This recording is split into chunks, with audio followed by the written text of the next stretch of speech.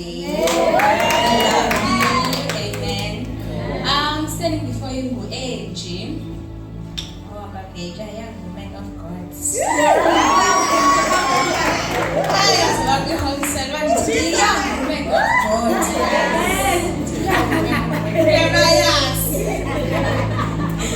Amen.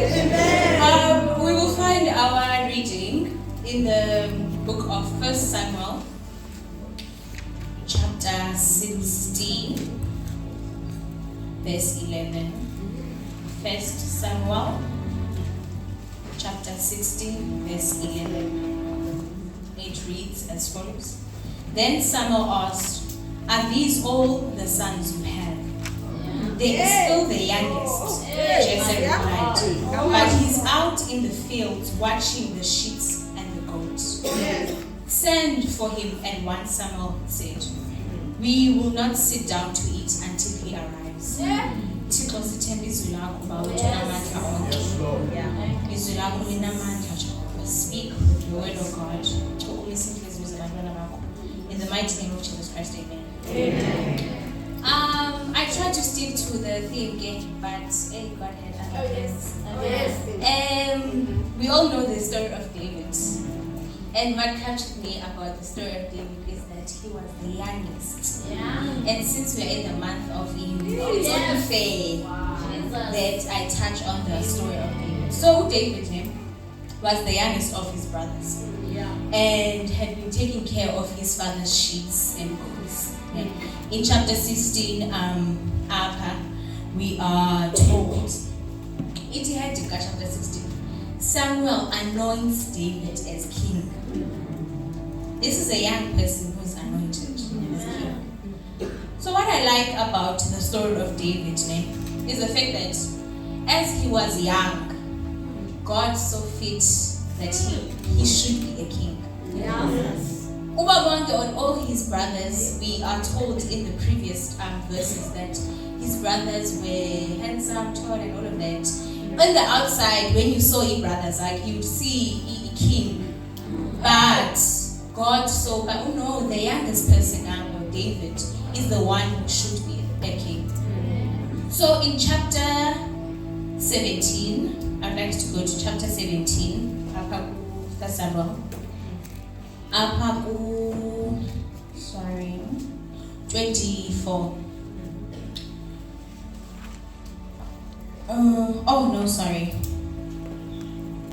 So chapter 17, before I read it, chapter 17 tells us prior to why David was chosen to be king. Right? Because chapter 16, we're just told that he's anointed, which arrives at the family, and then he's told by Magazi, all of the sons. So chapter 17 goes deeper into why David is king, is anointed as king, right? And after chapter 17, we see David standing and being brave and standing up to Goliath. He trusted. We see why he was chosen to be king. Because Uthixo saw his character before looking at other things. What Samuel couldn't see, what the father Jesse couldn't see, was God seeing a character of David. Apha David uyeza into the camp, and all of these the soldiers, they are seeing, they know Goliath, and they know that he likes to what's the word? To frighten them, and they're all scared. They don't have the confidence to stand up to Goliath. But the youngest person has the courage to stand up to Goliath, because and another thing that intrigued me about chapter 17 was that they underestimated David's abilities because he was the youngest. But they did not know that despite of him being young, he has trust in God and his ability that Uthixo will be with him in any situation.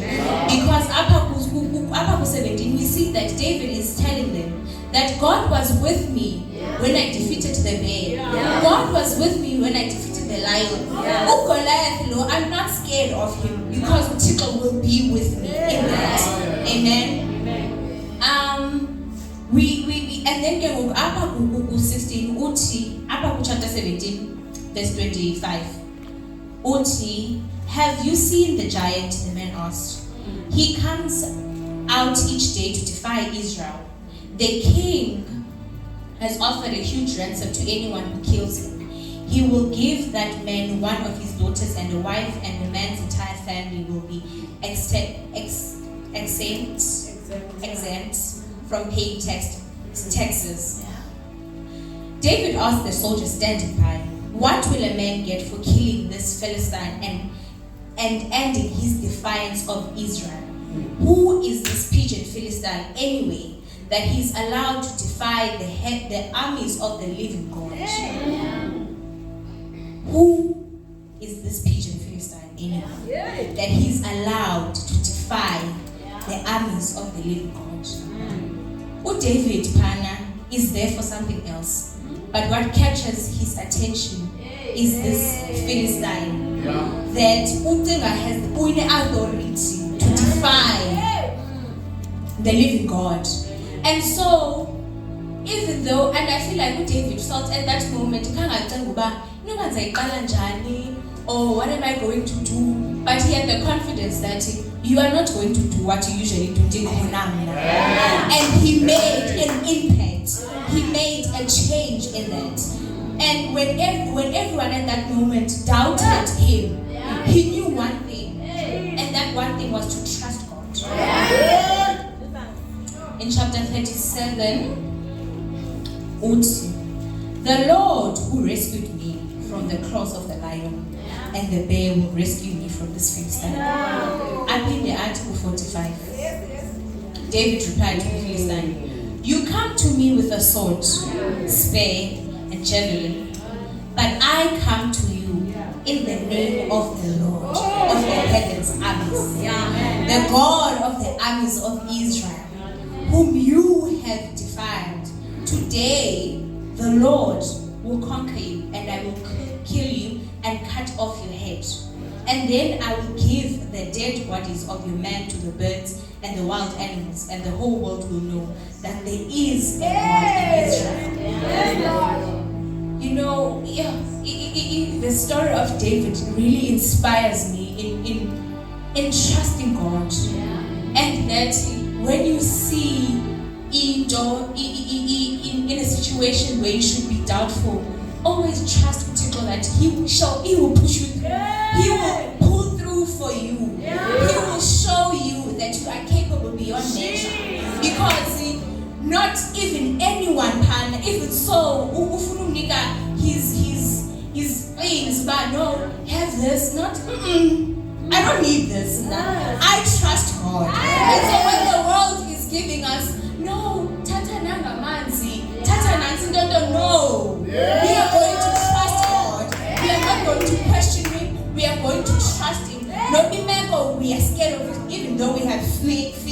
But even in that fear, I always have a saying whenever I feel scared of something, that I can do all things through God who strengthens me.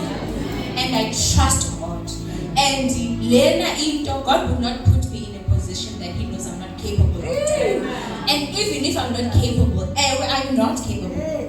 But He enables me. I'm able. So that is why we trust Him. I just want to say to all the youth, I want us to as young people. I want us to trust God because He trusts us. When we have fear, He trusts us. He believes in us. And so we should trust Him and believe in Him. Another thing, we don't have to go to it, but Judges 6 verse 16, God says, I will be with you.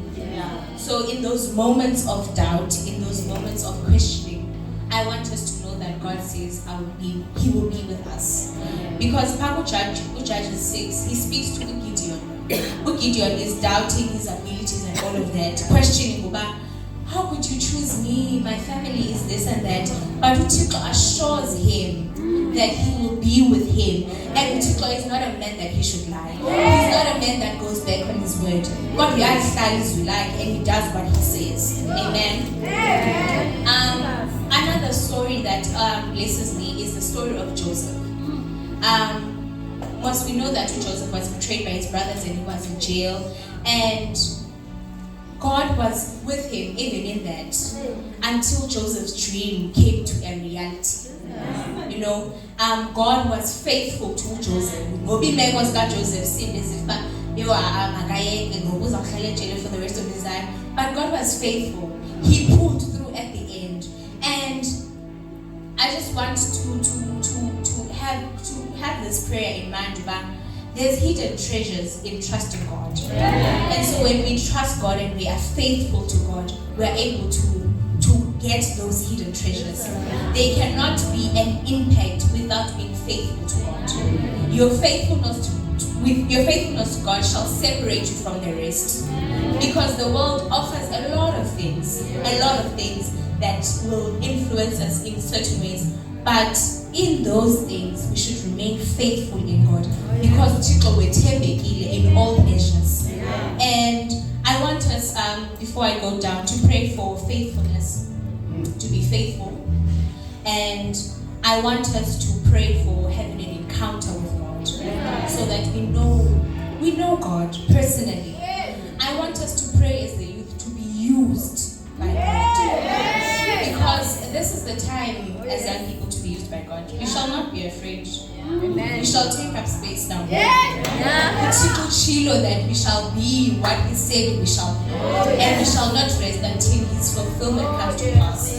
Our sole purpose is to serve and to seek God, to spread the good news, and so also to pray for a revelation for who God is, because in Matthew 16, verse 15, God asked Simon Peter, "Who do you say I am?" So now I'm here to ask you, who do you say God is?